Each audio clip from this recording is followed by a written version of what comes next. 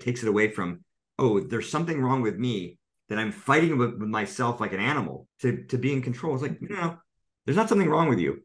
You just decided to take action way too late. The car had already gone off the cliff and you thought you could still drive it. It's like, no, dude, that choice has been made. You're gone, right? The choice should have been made, 700 yards before, and you could have stepped on the brakes.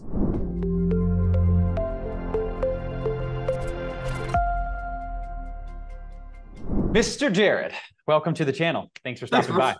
Good to meet you, man. Good to see you. Thank you. It's good to be seen. Good to be here with you. How was your day? My date? Whoa, okay. When the human ear wants to hear something. No.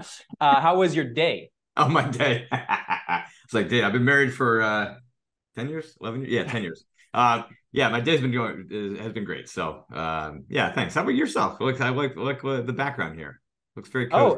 Just an Airbnb. I'm actually I'm in Buenos Aires right now as a visitor. This is actually my last day here. I've been here for about 5 weeks. So very cool. It'd be good to move on from here. Now, with your day, did you have any involvement in markets? Did you trade at all today? So I'm not a trader. So I'm purely on the sports psychology, mental game side of trading. So I worked with poker players and golfers, and for the last nearly decade, I've been working with traders. Yeah. Okay. Very interesting. I knew you were primarily that, but I didn't know maybe if you dabbled in the markets. I keep tabs on it. I did like a stock trading challenge in 6th grade, and that got me interested in the markets. And so my family and I've been peripherally involved in investing and for decades. Trade a little bit of crypto. Sometimes clients pay me in crypto, so I'll try to see if I can throw in some swing trades here and there. But yeah, I'm not making my full income, or even what I would consider to be a side profit from trading. It's all in being able to help traders make the most out of the skills that they have, because a lot of times the fear, anger, FOMO, confidence issues, block you from using what you've worked so hard to acquire. I think it's a nice dynamic, as opposed to maybe a trader that wasn't working out so well, so turned coach. I think the idea of somebody who's just a performance coach in general and helping traders, that's kind of a refreshing, and I think it could be a very nice dynamic as opposed to the other side. I think sometimes, like, for somebody on the outside kind of coming into, so it happened in poker. My performance background, I grew up as an athlete and played golf at a very high level, wanted to play professionally. And, the derailment that occurred, in 1997 when I tried to qualify for the US Open kind of springboarded my interest in, at that point, golf psychology, and how I could, kind of overcome some of the pressure that I was feeling, trying to play in the biggest championship, one of the biggest championships in the world. And so after, that kind of getting derailed, realizing that maybe there's a career here if I can find answers, I got, licensed as a therapist, spent 2 years getting a master's degree, 2 years getting licensed, and then quit my job, began working with golfers.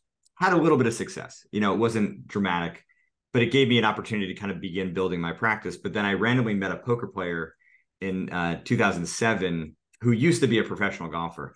And so here I was kind of coming into this new industry, as we know, poker players, highly skeptical people. So I couldn't just kind of come in saying, here is what you need to do. And I kind of switched gears and said, I'm going to train you to think like I do, to solve your own problems. And it worked very well. I mean, they bought into it, had a lot of success as this first client. And so what I was able to do in poker, I wrote The Mental Game of Poker back now 12 years ago, was to kind of help poker players see sides of the game that they didn't see themselves. For example, when I came into the industry, tilt, right, what we, normal people would call anger issues. And tilt is a more fun description, by the way. If you're going to have an anger problem, might as well say, you've got raging monkey tilt. So tilt was sort of this defined, if you're playing anything less than your best, you're tilting. And tilt could be because you're drunk. It could be because you're, not focused. It could be because you're overconfident. But by and large, 80% of the time that poker players were talking about tilt, it was talking about anger. And so I defined these 7 different types of tilt.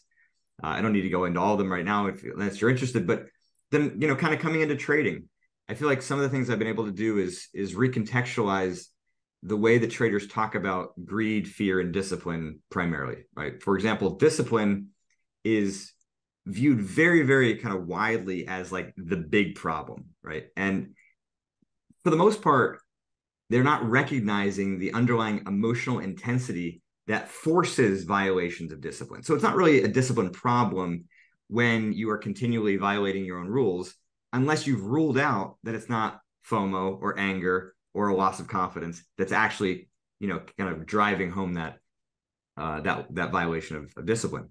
The other thing is that greed really isn't that big of a problem. I mean, you think about it, like, what is your job as a trader? It's to make money. So why would it wouldn't make sense for it to be a bad thing that you try to make more of it, right? No one would ever say Tiger Woods, oh man, what a greedy SOB for trying to win all those championships. No, like, I mean, no one says that. So what is greed, right? Greed is just, your ambitions are too large, they're too intense at certain moments, and then it causes you to make mistakes.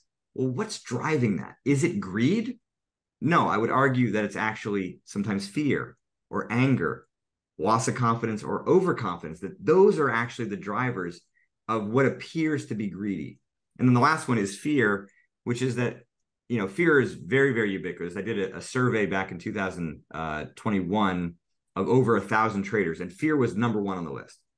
But in my experience, many traders are certainly new to the game, and being new to the game, your strategy is a little bit weak, a little, rough around the edges. You lack a lot of experience. Your knowledge base isn't as strong as somebody who's been in the industry for 5 years plus. So yeah, the natural intensity of the markets is going to expose those vulnerabilities in your technique, just like it did for me when I was choking over these 2-foot putts trying to qualify for the US Open. So like the natural intensity and pressure exposes fundamental weaknesses in technique. That's number one. Number two is that the inherent environment is just more intense. So you got all these people who kind of come from, corporate America or normal day jobs. They haven't experienced high level intense pressure, and they think that feeling nervous is bad, when feeling nervous is an inherent part of the game for a lot of people, a lot of traders, and it may never go away. And that's okay, provided that you understand that and not try to get rid of something that actually could be aiding you. So all of this rant was just to kind of further emphasize that sometimes somebody on the outside comes in, can sort of see things from a different angle. And for some people, it's been helpful. No doubt. I really like everything you just said there. The part you said at the last about fear, and I was just having this conversation with somebody on the idea that a lot of traders are afraid. And at a base level, these fears that they have are good because we are in a dangerous environment, and we do need our narrow focus, and we do need these like levels of stress that are good for us in these environments. But there's like this tipping point where it's no longer stress, it's now like despair, because there's a high stressful environment that you are not prepared for. You are getting, you're in this environment undereducated, under-equipped, under-skilled, undercapitalized, and something very bad is getting ready to happen to you. And those fears that you have are very good. And if anything, it's your body telling you like, hey, get out, stop doing this. That disconnect there of thinking that you're afraid of this, but in reality, if you were more skilled and if you had more confidence in your method, and if you were a better trader, that would resolve itself, on that side of things. But yeah, a lot to actually touch on there. I'd like to go back a little bit because I'm curious. You referenced tilt, and I actually always thought of this as a trading term. Did this originate as a poker term? Maybe it came technically from pinball, but I think in poker it's been around for a couple decades for sure. And I up into this conversation, I thought Mike Bellafiore at S&B Capital, I thought he coined that as like his thing for traders. No, it's likely that he got it from poker. I mean, I think the term tilt has been around, at least as far as I know, since the 80s. But it goes from, at least in poker, from the 80s, but it goes back, like I said, I think from the 50s in pinball, because people would quite literally tilt the pinball machine when they were so pissed off that they were avoiding the ball going down. Oh, that's very interesting. Now, you made the transition from kind of dabbling with golf and then finding more of a lane in the poker side. When you were starting to transition to traders, was it similarly where you knew a guy who was poker who was also a trader? Or was there just these blaringly obvious commonalities that it was a whole new kind of, pool for you? Maybe somewhere in between. So the poker one was a very distinct, like a single person kind of brought me into this industry, and he had kind of a big platform and was able to introduce me to a large number of poker players. But in 2011, I wrote The Mental Game of Poker, and by 2013, I started getting emails from traders who had picked up the book saying, "Hey, if you just change the words poker to trading, you have another book. Like it's all the things you're experiencing, I experience, as a trader." And it makes sense, right? I mean, both industries are highly volatile. Short-term, variance is insane. And so you get all this false feedback in the short term. If you don't have a solid mental game, it will drive you crazy. So that's kind of how it began, kind of building. And I think around 2015, 2016, I started working with some institutional firms. Before that, I was doing some individual work, in my normal kind of client base. Institutional firms kind of started knocking, and then doing some seminars, et cetera, and, kind of just building, roster clients. Then 2017, I realized, all right, I'm not going to just quite literally copy paste The Mental Game of Poker, but I do feel like I have something unique to say. I have the utmost respect for Trading in the Zone. I think it's a fantastic book. My book does nothing to compete with the things that are being espoused by Mark Douglas, because he really, I think, provides like a psychological perspective of how traders need to kind of think and approach this industry. Where mine kind of built, and what I really started to work on for about 4 years, was more of the sort of surgical dissection of like individual problems and kind of getting at the root of the causality of, so if we go beyond fear, for example, the examples we gave before, but all right, it's an intense environment, A. B, you got weaknesses that get exposed. But there are also these underlying flaws, biases, wishes, illusions that we bring into the market, right? And they can cause anger and or tilt and, other things. But with fear in particular, right, it can create that fear of loss, right? You start to hesitate at times when you understand that it's intense, your strategy is solid, and yet you still keep having this hesitation. And this fear of loss can be coming from, a variety of reasons. Number one could be you just go in with the expectation to make money every day, which on the surface sounds completely logical, but yet so many traders have, right? And so that basic flaw all of a sudden now causes some extra panic as you try not to lose the third trade in a row, even though the first two met your criteria. Now you hesitate on this perfect setup, and it's because you're now expecting yourself to make money, or because you're expecting yourself to make money. Yeah, it's a wild dynamic when you start to try and work on this side of your trading performance. And when you get to this certain level where you understand what is happening, but you are almost powerless to stop it. Like, there's no reason for me not to take this trade. I'm just up a certain amount of money, and now I'm freezing. And it's a perfectly valid setup. Everything makes sense about this. There's no reason for me not to pull the trigger, but I can't get myself to push the button. I'll give you a very, very simple description of why that happens. So if you can imagine kind of like an upside down U curve, it's called the performance stress curve, or if people want to look for this, the real psychological term, it's the Yerkes-Dodson law. And it describes this relationship between performance and emotion, intensity. And so, the proverbial like ideal is like 50, right at the top of that curve. That's where your performance is the highest, but your emotions are also quite intense, right? When you're in the zone, when you are at your best, you're not like watching Netflix, hanging out, relaxing. It's that you need a certain amount of activity, intensity in order to perform. But when you get to like 100, you're in a blind panic, a blind rage, completely desperate, and you're gambling in a sense. When you're at 70 to 80, 85, that's when you have enough kind of mental awareness of what's happening, but your emotional system has begun to kind of paralyze your execution. So you are in this really sadistic spot because the emotional system does have the power to shut down higher brain function. Then that's what we all experience, the shrinking of our kind of cortical space to think, to plan, to make decisions. And so that's where you end up in the spot where you're aware of what's happening. And yet I've had clients who've literally been fighting with one hand to stop themselves from entering a trade, and they can't do it. It doesn't make sense on the surface, but all it means, and the summary is, your emotions are more intense than you realize. That's the summary. Yeah, very, very, it's a powerful, even as you're talking about it, I just relate so much to it, because as traders, we've all been in this part where we know what that's like to kind of be in that sweet spot. We know what it's like to be in that spot where we just, we're paralyzed and we're really at a bad spot. And then we also know what it's like to hit that 100 where you don't even know what happened. You sit back, and while it's going on, it's like you are just out of body almost.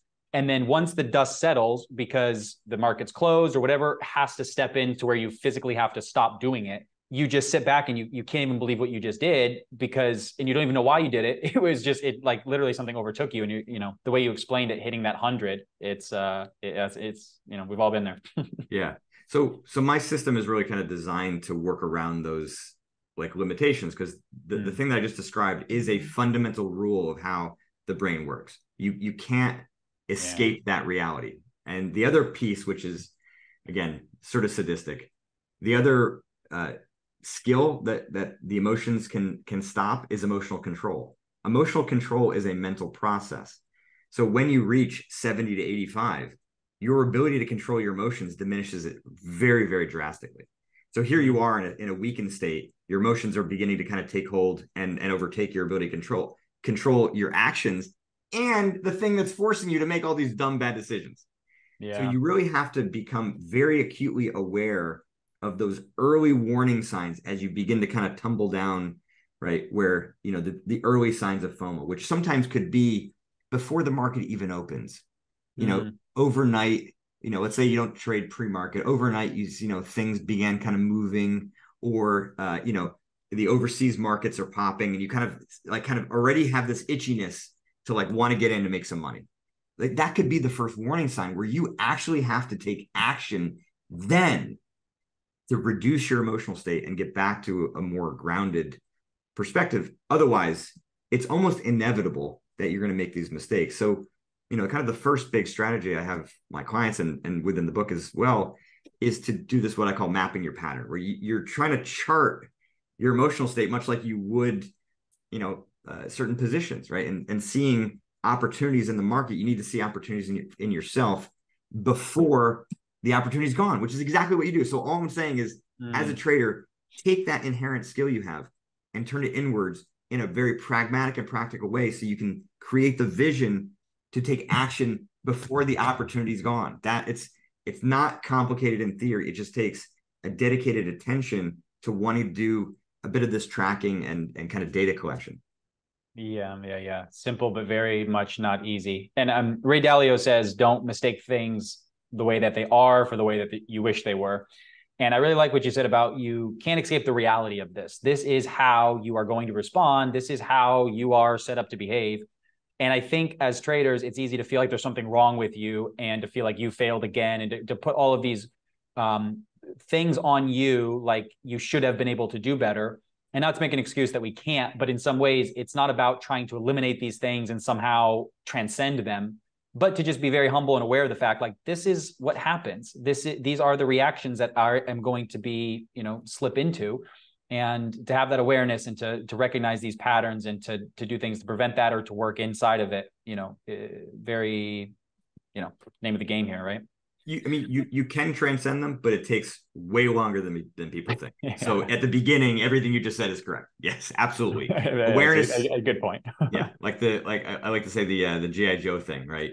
Knowing is half the battle, right? You need to know and be aware of what's going on. If you can do that, you've done half the work. But most traders, they just kind of rely on hindsight. They're like, oh, I should have done X, Y, and Z, and because I've done X, Y, I should have done X, Y, and Z. I believe that I will prevent it in the future tomorrow.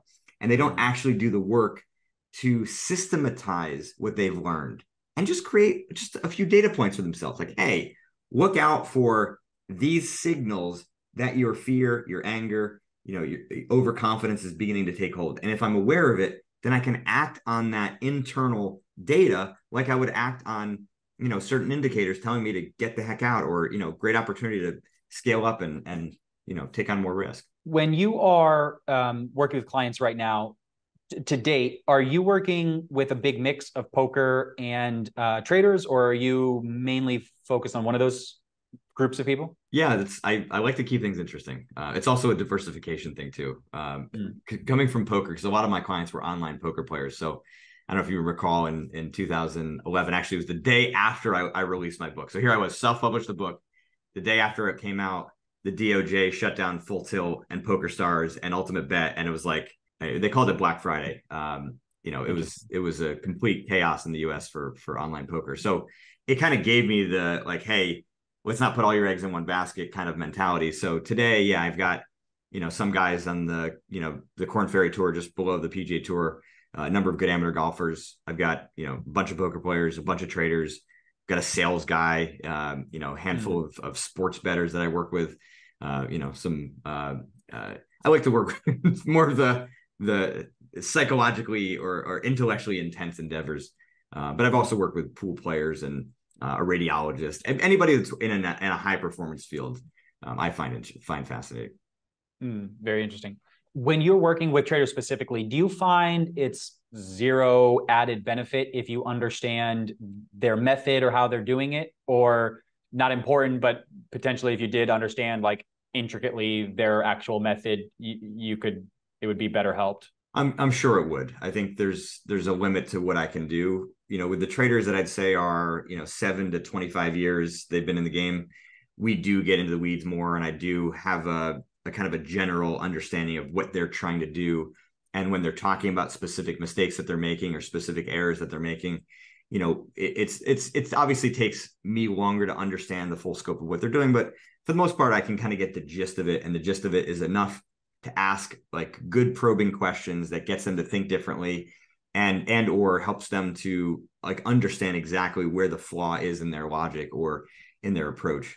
When I work with, newer traders, less than 18 months, for the most part, my first goal is to make sure that they are skilled enough for me to even have an impact. Because in my opinion, right, you need to have a base level of skill, base level of competence with a system that is either capable of working, right, if you have the kind of right mental wherewithal and emotional wherewithal to trade it properly, or you're close to getting that point. If you're really a beginner, there's not much I can do for you, because my job is to get the most out of what you already have. I can't give you something that you don't have. And I know that a lot of people will say, oh, you can learn a decent system or strategy within 5 to 8 weeks. And I call BS on that. I think anybody can be kind of like a copy trader, very easily, but I would not call them a trader. I would call them, somebody who is placing trades. And I think that the difference is quite distinct, right? Somebody who hits golf balls on the driving range has never stepped out on the golf course, or has occasionally and shot 140. Okay, you technically have played golf, but are you a golfer? Do you really understand the nuances of the game? There's a certain level of skill and experience you need to have, I think, to call yourself a trader. And I really only work kind of at that level, because otherwise I don't really know if I'm impactful, and I don't like to have that kind of uncertainty. I want to know that we have an opportunity to make progress. And, sometimes it's hard for them to know, but I can kind of generally tell based on the way they frame things up. And I'll say in a new client inquiry, like, hey, I don't think we're a good fit, and, good luck. Yeah. It's a very interesting dynamic with trading, how you can, look at this chaotic environment, and there are repeatable type patterns, and there are these moments of clarity, and you can have things that you're looking for, and you can have a method that you are, putting together trade ideas with. But when the same type of action surfaces, it's never exactly the same. And so you can learn a method, maybe to your point, like you were saying, or some people are saying 5 to 8, sure, you can learn like the basics of it. But like you were saying, to actually be able to master that with a certain degree of mastery, you have to just see that thing happen so many times. You have to just make up for those subtle changes and those nuances day in and day out. And, this takes time, and that should be something that's said and talked about, and people understand for sure. Yeah. I mean, I would say in general, I think it takes like dedicated time, 2 to 3 years to become basically skilled as a trader. Short of that, you can make money, but it's more basic and rudimentary. Yeah, for sure. Now, you said something earlier, and I really, it piqued me. You said that when you have a problem and you can't stick to your rules, the answer, I think you said, is not discipline. It's not a discipline issue. Could you kind of elaborate on that a little bit? So now that we've got that kind of performance stress curve in place, right? A lot of times traders are violating the rules because the emotion has kind of begun to creep up. And so that is forcing their hand, right? The impulse to get into a position too early, or to get out too soon, or to hold on, or to enter another one, rapidly. Like those impulses are being driven by the FOMO and the anger, and maybe we can still define it as greed, fine, or overconfidence, lacking confidence, etc.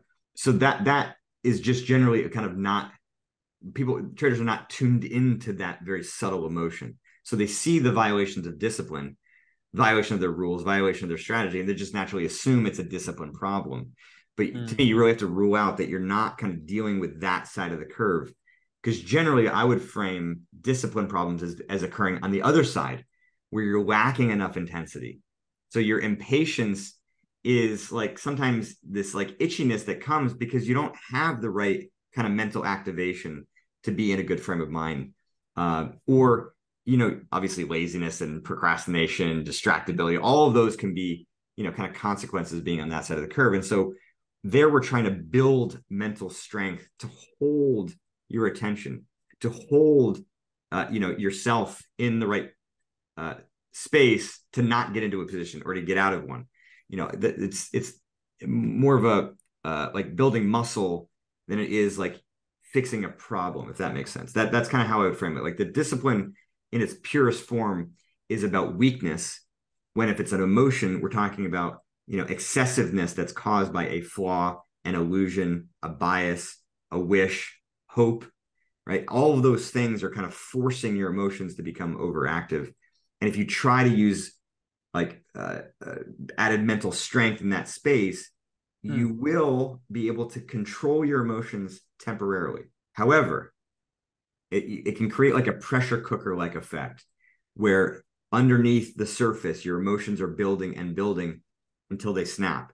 And so the trader, and I know this happens all the time because I hear about it all the time, 10 days, 14 days, trading perfectly. And then all of a sudden, I've just blown my entire account. I've just had a 40% drawdown in a day. It's like you said, what the F just happened? And sometimes the answer is that all this good trading was hiding some minor frustration with these little paper cuts that you were taking, or some minor frustration that was coming because you realized there was more that you could have been. You've been trading well, trading your strategy, but you're like, damn, like I could see I could have gotten another 5-10% out of this trade. And so there's some frustration building until it snaps after you take 2 losses in a row. Or another common one is, especially after making progress, overconfidence, right? You're doing really well, and now you kind of start to relax. But all the while, your mind is starting to think about, oh man, well, if I'm doing this daily, well, what does that equal monthly and yearly? And, if I'm making this much now, like, oh my God, in 3 years, I'm going to be, and the Ferrari and the beach house, all this stuff kind of builds up in your mind until snap, you lose control. And so the pressure cooker like effect is really a thing that I would consider to be very, very dangerous. And it happens when we try to apply mental control to an emotional problem. It's great in the short term. Don't get me wrong. However, to utilize it well, you were trying to control our emotions to help like correct and fix the flaw, the bias, the wish, the illusion, the hope, right? It's kind of like using a cast to heal a broken ankle, right? Well, I'm not just going to like let you like walk around without this cast, right? So the emotional control is equal to the cast. But what I want though is in that time where you're controlling your emotions to also be applying a correction that is going to heal and fix that flaw. So, the example of, expecting to make money every day. I mean, that's a simple correction, but you got to apply it regularly and aggressively to get yourself thinking in the right way. I can't make money every day. Nobody can. If they can, right? What then they've figured out some like magic of life, right? Another one is, like I said, the hindsight bias, confirmation bias, the illusion of control, the illusion of emotional control. All these flaws have to be corrected in order to allow our emotional system to start to ease back in a natural way, because they are like the emotions are excessive because of those flaws. That's a key idea, right? The emotions are not the problem. The emotions are a byproduct of these underlying kind of flaws in the back of our mind. Damn. I got to tell you, that is one of the most important and well said and impactful things I think I've ever heard about trading, the way you explained that. And I think for everybody listening to this, that would be something to go back to, listen to twice, and really process that and see how that fits into even your realization of how your trading performance is happening, and the idea that it might not be try harder, use more willpower, strengthen up more discipline, but these things are in fact working against you when you get to these, points emotionally. So very well said. Thank you for that. Yeah, thanks, Chris. When you are dealing with traders and you're, have like emotional issues, I think it probably seems a bit like a very broad topic, but working with enough people, you probably realize there's these several things that everybody kind of universally struggles with, or at least struggles with these ones. Do you ever come across issues when you're working with a trader or somebody in performance that just can't be fixed, in your opinion? Or it's something that, yeah, if you kind of have this tendency, I don't know if like this isn't a client I can't work with, this is something I don't know how to fix? So I'm going to qualify that in two ways. So yes, that is, because I think there's just limits to anybody, and myself included, right? I don't have infinite knowledge, but I do also believe that any problem can be fixed by a person who is willing to, like kind of do the work and wants to figure it out. Like if you truly love trading, the answer might be, look, you've got to go and do maybe personal therapy. I see it all the time where, especially newer traders, right? First couple of years of trading, the emotional issues you may have may be more due to the personal issues you're dealing with, right? You hate your job. Trading is an escape. There's a ton of pressure on you financially to make it work because you hate your job, but you got to support your family. And so there's just like life circumstances that are making this game way more volatile than it could be. So it's just not the right time. But the issues that you're dealing with your job probably isn't all to do with your job. Or, so we kind of just can maybe use trading as a venue to start to highlight maybe either situational issues in your life that you got to deal with, or sometimes it like kind of gets like kind of deeply personal, right? We're kind of going back to like childhood issues and, the traumas of early childhood, or things that are like a lot of people have issues, myself included, from growing up. I mean, no parents are perfect. Nobody could be. No situation is perfect. And if it is perfect, that's probably a problem, right? It makes you weak in dealing with issues, which I've dealt with many times with poker players, right? It's like, oh, I was smart, breezed through school. All of a sudden now I'm getting smacked in the face. Like, all right, well, welcome to life, buddy. So there's no perfect situation. You may need to go back. And I don't, like I said, I'm a licensed therapist, but I've chosen to work in this space because I don't really want to get into that deeply personal stuff with a lot of people. So it's a great way to say it. There's no situation's perfect. And if it was perfect, that's your problem. Yeah, it's just that's right. Okay.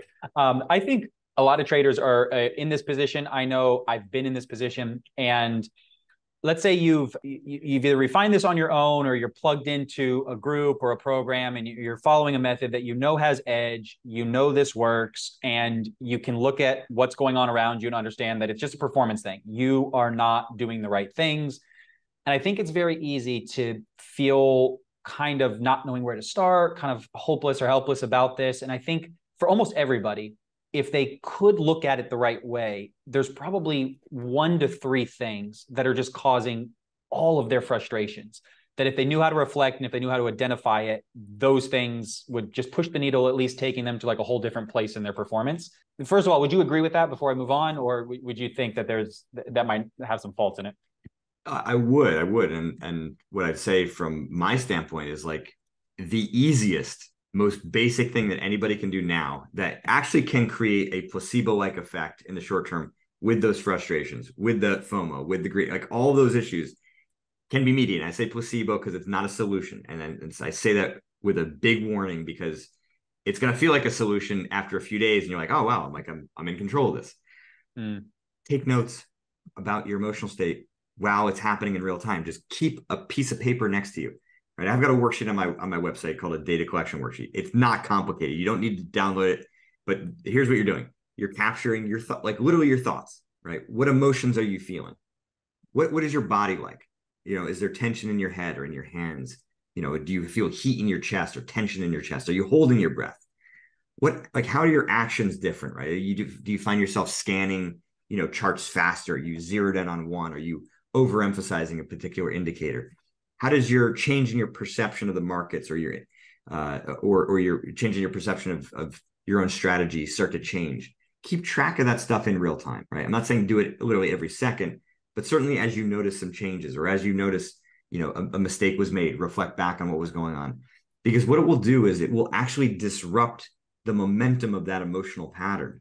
Think about like the first rule of, I think it's thermodynamics, like object in motion stays in motion until acted upon by an outside force.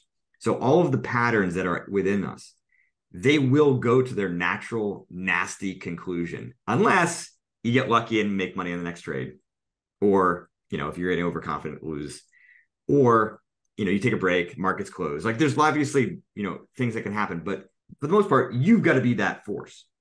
And so by writing, it kind of takes a problem that exists in your mind. And I don't know about you, but sometimes I will think things that would be quite funny. And as soon as I say them out loud, they're pretty dumb. So, like the mind kind of has this unreal quality to it. Until you actually get it outside of your head, it's hard for it to feel as real. So when you're writing something down, it can disrupt that pattern and give you little moments of clarity to say, maybe I should take a break right now. Or, okay, I see that. Let me make sure that I'm really precise with my next entry. And it just gives you those moments of clarity that can start to build on itself while you're actually building some greater sensitivity to, kind of the emotional patterning that, like I mentioned earlier, you want to begin to be aware of. Yeah, it's crazy how the energy of trading and your thoughts can just get so built up and they can just become engulfing. And that practice of just maybe even writing it down or speaking it out, just something that kind of somehow breaks that energy of it. Very powerful practice. And going back to what I was kind of saying earlier, let's say somebody's in that position and they don't maybe exactly know where to start to identify like what their issues are. Do you think that it's putting too much on somebody for them to be able to accurately diagnose what is happening in their performance? Or do you think that most people should be able to figure this out? And because you said it a while ago earlier, it's very easy to think that it's this, but if you could accurately see what's happening and go a couple layers deeper, it's actually not that at all. I think it's really hard. I mean, I think this is why we have specialists like myself in this field. I'm not saying it can't be done. And I would generally say that if you try something and within 2 weeks, you see no material change, it doesn't mean that, like you said before, right? You're not the problem. It's not you. It's your current understanding of the situation just isn't correct. And you do need to go, kind of layers deeper, or just need to think about it from a different perspective. I think like all that stuff. I mean, listen, I've worked with many therapists in my life. I've worked with other coaches in my life because it's hard to be, a trader and then also your own coach, and so we need multiple forms of feedback, and we need feedback from people that have seen, lots of things in their careers to provide perspective. And that doesn't mean that I or we are always right. It just means that it is, I think, very difficult to have that self-diagnostic process be accurate because it's dependent on your knowledge base. So yes, you may be an expert in you, but are you really? That aware, like you could, be into meditation, you could be really, really self-aware, but awareness could quite literally just be, I've just dumped, 1,000 puzzle pieces on a table, but I don't have a picture of what this is. And and the puzzle pieces are complicated. It's like hard to kind of fit together. So, I think working with somebody else or reading a book, can be just a more efficient process or practice. But I'm not saying, this is the only way to go. Like you can do it. It's harder. And I think sometimes it's just having the right perspective on how you're trying to do that self-analysis. But yeah, I think it's like anybody wants to come into trading. Are you going to come into trading, kind of naked and just not look at any resources and, read any books or watch any videos or what? I think very few people would do that, but they, on the psychological side, they tend to think that they can. So their consumption is 95%, in terms of building strategy technique for the trading side. And, then they think that it can be easier to solve some of the mental and emotional things. Yeah. And I think it should be said and even discussed the idea that it's a lot of pressure to put on yourself, especially when you're in the middle of something. You know, when you can zoom out and you get somebody who doesn't necessarily no emotional attachment to what's happening and can just see it, it's incredible how things you'll just never see, and you could struggle with them for years because they just won't fix themselves. Somebody could see it in a minute, you know? And the idea that in yourself, you have to be able to be this performer. You also have to be able to accurately diagnose what is going on and figure out what the solution is to move forward. This is a lot to put on somebody, and you have to be a very special person to be able to do that well. So getting help, you know, and having outside inputs, you know, big time important. When it comes to trading, I'm under the impression that cognitive bias is, you know, at the root of a lot of issues that we all have. When it comes to the topic of cognitive biases, are there a fixed amount of these that we all struggle with generally, or are there like unlimited amounts of cognitive biases? I mean, if you Google cognitive biases, you'll see these like charts that have hundreds of them. I think it's at a certain point, psychologists have kind of gone a little crazy and trying to, you know, cognitive bias almost everything. I do think that there are, you know, at least a smaller sample of ones that I see affecting traders most often, right? There's, you know, the sunk cost fallacy. There's, you know, the prospect theory. I think it's the gambler's fallacy. But then I get into also like the illusion of control, the hindsight bias, confirmation bias. Those would be, I think, kind of my top ones that I see. But I do want to point out, because, you know, Kahneman was really the kind of the godfather of cognitive biases, especially as they've, you know, applied in markets. And prospect theory was the first one that came about. And for those that don't know what prospect theory is, it's this dynamic where the emotion associated with losing is more intense than the emotion associated with winning. So it's like losing hurts more than winning feels good. And so this asymmetrical relationship ends up, you know, causing somebody to hold on to a loser in the hope that it can turn out to not be a loser, because the pain of taking that loss is greater than, you know, the additional, you know, 10 to 20% they might get, which is why people would tend to close out trades prematurely, right? Because you'd rather have a little bit of a win, right, and have it close out and be a loss. What he says, though, very clearly is that your reference point is what defines or is what kind of creates that dynamic of prospect theory, or the dynamic of the hindsight bias, or the dynamic of confirmation bias, meaning that he kind of opened the door for it to be something that can be corrected.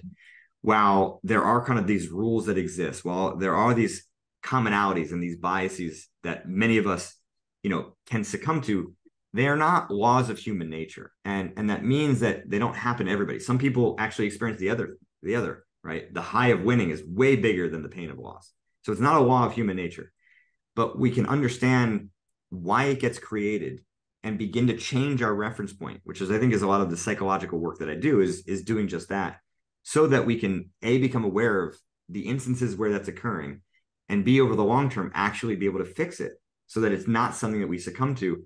So, you know, naturally our trading begins to kind of take that shape where you're no longer kind of flinching and reacting to avoid losses, and no longer kind of grabbing hold to wins, you know, prematurely to just get some good emotion. When it comes to these cognitive biases, I think one of the big issues that we all deal with is the confirmation bias. And it's an interesting dynamic where we come into trading and we have to have a trade idea. We have to have something that we know has an edge and that we believe is going to work. And the way that I understand this, as soon as we get that idea, we're very susceptible to interpreting information to just support our idea and ignoring information, or even taking very bad information. And in that moment, we will just flip that thing around to somehow it makes sense for us. Like we will be in a short, it'll have a huge up rip, and we convince ourselves that, you know, this is just a false move. Yeah. Let's increase the size as it goes for 3 more big rips up, you know.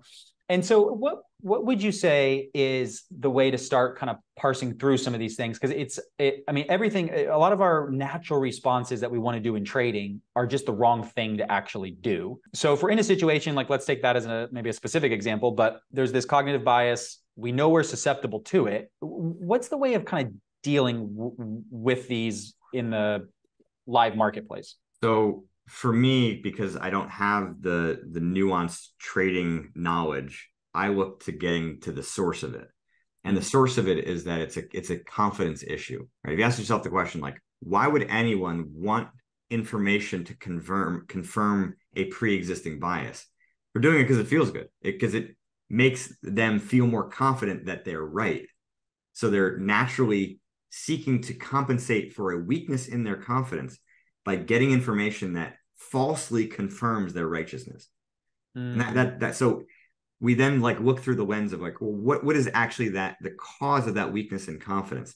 And then you can begin to solve the confirmation bias, because the confirmation bias is just a symptom of that. It's like, you have the flu, and or maybe not the flu, but let's say another injury. We need to get to the kind of the source of the injury in order to actually heal it properly. So, what is the cause of confidence issues? Well, it could be, you early in your trading career were like way over leveraged, right? You didn't really know what you didn't know, and you lost a bunch, and you kind of have a little bit of scar tissue hanging around from like blowing a bunch of prop accounts and losing a decent chunk of your own money. And so now you actually have some competency, but like in the back of your mind you're not 100% sure. And so in trying to compensate for that little insecurity, you're now looking to have this sort of false confirmation. It's like the mind is wild, like in how it will seek false certainty to protect this thing that is like completely unrelated to it, but the mind wants to feel solid and secure even if it's not real. How do you talk about, or how do you think about winning and losing, specifically with trading?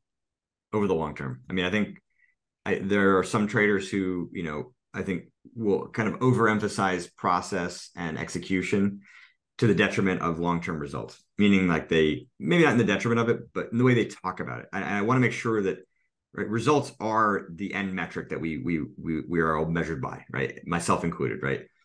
So we're never going to let those wins and losses just completely diminish and disappear in the service of executing your strategy as it could be best executed, because you might be ignoring short-term changes in the market or short-term things that could be used to adapt. I mean, that's the tricky part in both trading and poker, where the short-term is really hard to kind of navigate, but we're doing the best we can.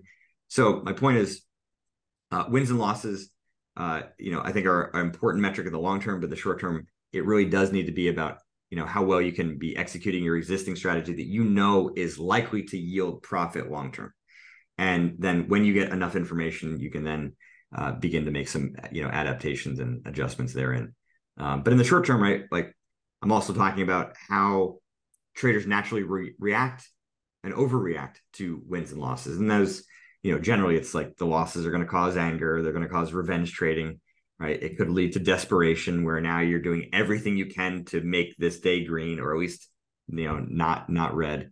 And then on the flip side, right, when you're winning, for the most part, it's going to cause overconfidence. For some traders, it's going to cause fear, because in the past, winning has led to an inevitable drawdown. So they're kind of already preempting that drawdown before it even happens. Yeah. Dealing with just a lot of emotional issues. And I think that a lot of common things that we all just struggle with. As you're talking through all these things, I relate to every single one of these things. And at certain points in my life, much more strongly than others.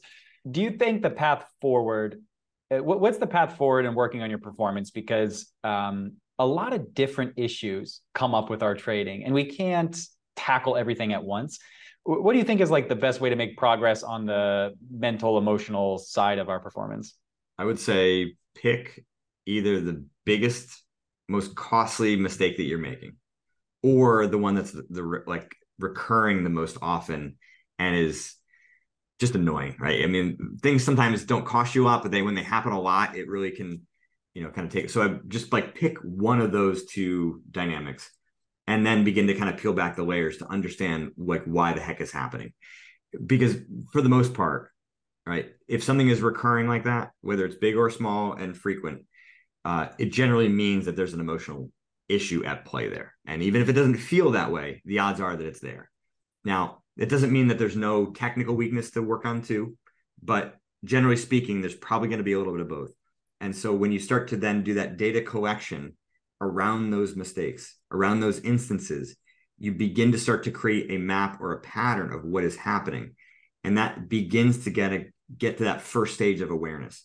and maybe, right, it can create some prevention, preempting the problem from occurring, which can build a little bit of confidence both in, your analysis, but that generally is not enough. We then need to use that data to then ask ourselves, like, what is actually at the root of this? The analogy that I would use here is, right, the signals are the data that you find. Okay. Much like the pain, like the signal of pain that would occur if you had a rock in your shoe and you're walking down the street, right? That signal is not the problem. All of the things you've collected are not the problem.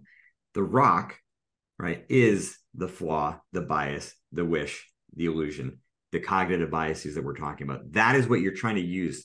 So you gather up all these puzzle pieces, and then you begin to start to deduce and figure out what is at the core of this. And, going back to your points before, right, how hard is it to actually do that? You look at, for some traders, if you just ask yourself some legitimate why questions, like why am I thinking this way? Why am I reacting this way? You're going to start to get some new answers. And maybe that answers will be insightful and can start to change your perspective. Maybe not. Maybe that's not enough. And so you need to go a little bit layers deep and maybe gather a little bit more knowledge. But I mean, that's generally the kind of the process that I walk traders through in my book, and what my program is really all about. It's like, step number one is recognition. You got to recognize in real time what's going on. Step number two is getting to the root of the problem, right, which is what I'm talking about here. And then step number three is actually devising a strategy that you can use repeatedly over time to eventually kind of deactivate, or in other words, like take that rock out of your shoe so that pain signal doesn't continue to reoccur. But I would start with the mistake, because that, like, we're not working on our mental game just for fun, not for shits and giggles. Like, oh, this is exciting. It's like, no. You want to have it have a material impact on your trading. And if you start with the things that are most painful, I mean, that's generally the way to get the kind of most bang for your buck in terms of your time. Yeah. It's very interesting how powerful the question why is, especially if you just ask it a few times, like, why did this happen? Well, why did that happen? And then just kind of follow that through, 4 to 5 times. It's interesting where you wind up usually. When you're dealing with staying off of tilt and kind of, trying to stay in that zone period, is the most important thing awareness and being able to inevitably have to deal with situations that are stressful and that trigger you, but creating that distance between when you feel something and then you take the action, that level of awareness to kind of catch yourself.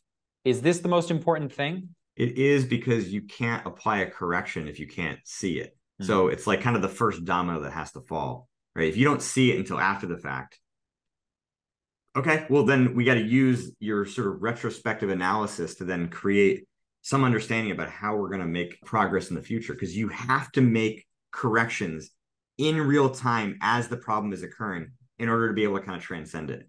I'll give you a dramatic example.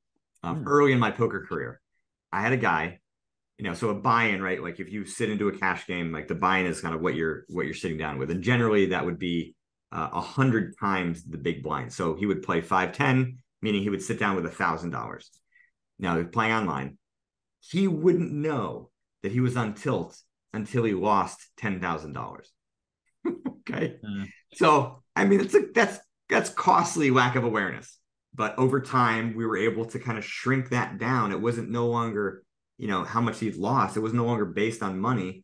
It was based on those internal markers that sometimes were able to give him some, like, in essence, like a probabilistic sense before his poker session started, that, didn't sleep great.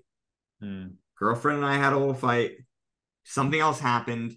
And oh, by the way, I've lost 4 out of the last 5 sessions. So I'm coming in with a little accumulated emotion, a little weakened. I am more vulnerable. I am more, it's a higher probability that I'm going to tilt today. So I'm going to have a shorter leash. And I think sometimes traders leave themselves out to dry, right? They just willingly just like run off a cliff, right? Not being aware of what's going on and saying, no, I said I was going to trade for 3 hours today. Damn it, I'm going to trade for 3 hours today. Or I'm a trader, I have to be here. I can't make money if I'm not here. Well, dude, you're paid based on your performance. And if you're compromised and you were playing in the NFL, you were playing in the NBA, like you're out of the game. Like you're just yanked.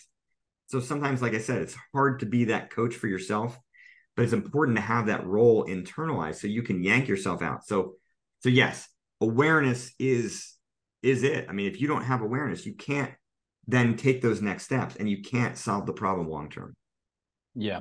Now, in order to build awareness and to build that skill up, I would be under the impression that I wouldn't know of anything else to do other than to practice meditation and sitting there and literally catching your thoughts, and just as they wander, bring them back to center and bring them back to your breathing. Is there a better or different ways to work on your awareness? So let's put kind of in two ways. So what you just described, I would say, is a way to build the general sensitivity, right? If we look at a human being as an instrument, right? How blunt or how sensitive is that instrumentation and being able to read subtleties? So if you're a person who is generally pretty blunt, right? You can't kind of get those nuances very easily about yourself or about other people, then meditation, mindfulness is a great way to build more internal awareness. Like, holy crap, I feel my arms are kind of heavy, or, suddenly I can sense a little tension in my shoulders that I couldn't feel before. A lot of people don't have that ability. So that's like kind of the general skill of awareness building. I would use the word recognition in a more pragmatic way, because recognition means that we've taken one data point and creating meaning with it, right? So here I'm aware of my mental state, but I don't necessarily need to know what that means. I'm just aware that I'm thinking this or feeling this or sensing this. But when we turn it into recognition as a trader, that's a key kind of step here, because you want to be able to have a map. You want to be able to have an understanding of the escalation of your emotional state, right? So the tilt, for example, right? What do those early stages look like? What does it look like from 55 to 65, on that curve? Or, to kind of rescale it, it's like, level 0 would be no tilt, level 1 to 3, right? Very minor, but like it's there. So, we take the data collection that I talked about before, and then we kind of begin to scale it and say, all right, right around when I make a very big mistake, my anger is at level 8. But early in the day, after, my first loss, my anger is at level 2. And so the recognition is taking the data points and scaling it so I can see the charting, see the patterning that exists within my anger. So, for example, at level 2, I might have some minor irritation, kind of after closing a small loss, right? And it was, hit my stop loss, it was a good trade, but it's like, damn, like, that sucks, just like that general kind of reaction. It's like, again, very common, not problematic. And if it doesn't happen again the rest of the day, you would never think anything of it. But then an hour later, when, the market's kind of gone sideways, you haven't really had any opportunities, you feel a little itchy to make some money, and then your next position, stops you out. So all of a sudden you go from 2 to maybe like 3 or 4 because nothing's happened. And then all of a sudden you're at 7 because now that second loss is taken. Now you're 3 hours into the market and you're down money. So like seeing that pattern is essential to being able to take action early. Because again, we're dealing with that sadistic nature of the brain. You will lose the ability to act against your emotions unless you catch it early. So in my system is when you recognize that, oh, damn, right, you're correcting it then. And when you recognize that, it's still kind of building because nothing's happened, you're correcting it then, not after the second loss. Of course, if the second loss happens and you weren't able to see it before, like, yes, we're still trying to take action as soon as possible. But when you create that map, when you create that charting, it gives you the recognition in real time. So it's taking that awareness and kind of weaponizing it in a very pragmatic way to kind of act on it in real time during the trading session. Okay. So if I can kind of just restate this, because I think that was really nice. In a general sense, or there's like a baseline of awareness that we need, and we can work on that through things like meditation and mindfulness, because that's important. And then if we really want to take this to the next level and make this very practical, the task that we need to be doing isn't really something outside of our trading, but it needs to be something almost forward moving in real time. We're tracking these things and, working on them as they're happening. Is that right? Yes, I would say that. So you can be gathering the data while it's happening, but then outside of the trading hours, you're trying to collect those puzzle pieces that you've found and fit them together into, a more cohesive, more clear pattern. Because when I start working with a client on this, and I'll say, all right, what does the anger look like when it's at its lowest level? What's it like, kind of at like a more moderate and intense? They'll get kind of like 3 levels. So let's just say it's like 3, 5, and 7 they get. But then that's like just the basis of it. Now you collect more data on day 2, day 3, day 5. They come back a week later. It's now, oh, okay. Now I can recognize what happens just before that level 3 and just after that level 5. And now even I can, unfortunately, shit hit the fan and, I got to level 10. So now all of a sudden, now we've got 5 very clear data points. And over time, right, you keep kind of building this and you will see more information. So again, that awareness, that general skill starts to get weaponized because we're digging out more of these details. I'm a movie buff. I like, and when it's a movie that I love, I've seen it probably 20 times. And, whether it's a book or other things like with that stuff, you see more things in that movie. Nothing's changed, right? But yet I saw now, I don't know, doesn't matter. You just see more in the movie. And so that's what's happening. Like we are repeating the same patterns over and over again. Yeah. And the problem is that many people think that they're different because the situation is different and they are all unique, but yet they're the same. And so when you're living the same movie again and again, and you're starting to take down notes and really kind of work at it, you're going to see more and more layers of that pattern the more you pay attention to it. And so it is this sort of pragmatic or this iteration where you create a draft, you collect more data, see if it fits, add it to it, revise it, and just kind of keep going through that. And over 2 to 3 weeks, I've seen some remarkable transformations of, what I would call this map of scaling anger or fear or greed from 0 to 10, right? What seemed like very kind of sparse information all of a sudden becomes this rich narrative of like, holy crap, I can see this pattern in real time. Does not give you the ability to stop it, right? And that is, again, some of the hardest thing to kind of really understand, right? Just because you have the vision doesn't mean you can stop it, but you can't stop it unless you have that vision, right? For sure. The correction comes from doing that next level work of kind of digging through the why and finding those flaws, et cetera. This curve that we're talking about and plotting our emotions on this thing and when we're going on tilt, is there a way to quantify these numbers, or is it always like a qualitative type number of just, qualitative? It's personal. Yeah. I mean, it's subjective, but I think it becomes objective when it becomes verified that like, yes, this is what it looks like. And I can see it in real time. And I've got proof, repeatedly that this happens. But, your anger scale is going to look like X.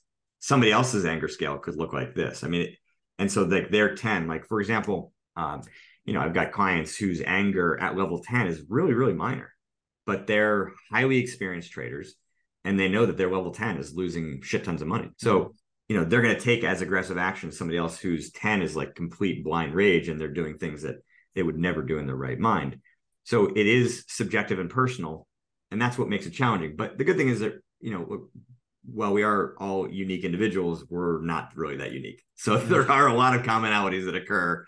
And so, again, I think one thing I heard you say earlier about, kind of what traders struggle with, I think another thing is traders struggle being isolated and alone and thinking that they are the only ones struggling with these issues or that their struggles are unique, right? You made that point very clear.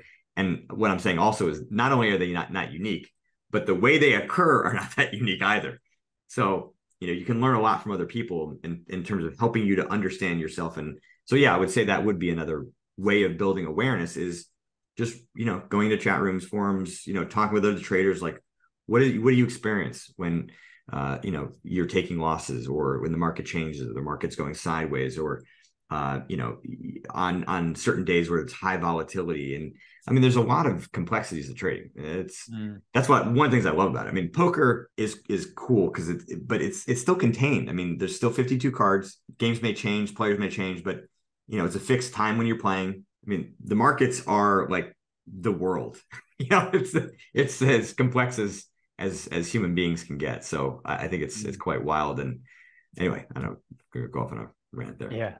No, and it's interesting how it quickly becomes a game of inches in this business where you got these big things you got to learn and these skills you got to develop. And then once you have this baseline, it's just these little things that are seemingly little, but they are, creating massive differences in your performance. You mentioned earlier that, you're working with somebody, maybe their sleep is off. When you're working with somebody, especially one-on-one, how important is it for you to kind of dig into what their personal routines are, and diet and sleep and working out, things like this, you actively touch on those, or does it not come up? It depends on what they want. I mean, if somebody, sometimes clients will come in, very clear problem. It's very trading related. We just work on that. Others, kind of want the full Megillah here, and they want, to be a high performance athlete, so to speak, and really trying to optimize all aspects of their life. Because as an elite athlete, your life revolves around your sport. And so then if you're a trader in that kind of cut from that cloth, then yeah, we're looking at it. I'm not an expert in sleep. I'm not an expert in nutrition and diet. I have enough kind of peripheral knowledge, and I have, some resources that I can hook people up with where appropriate. But yeah, we are at least looking at the impact of that. And certainly, working for a time with crypto traders, it was like, my God, I mean, the challenge of 24/7 markets is really intense, and creating, kind of structured processes and the emotional wherewithal to be able to kind of deal with the reality, like you're going to miss moves, but we're doing that with the self-preservation in mind. You may think that this is a once in a lifetime opportunity, but maybe it's not, because it's happened a couple of times already. Yeah. Do you have any thoughts on brain training apps, Luminosity, Brain HQ, things like this? So I would say in general, the research that I've seen is that there's not a lot of kind of cross-domain applicability, right? That they're good for brain health in general, but they're not necessarily going to make you make better trading decisions or better poker decisions or better golf decisions.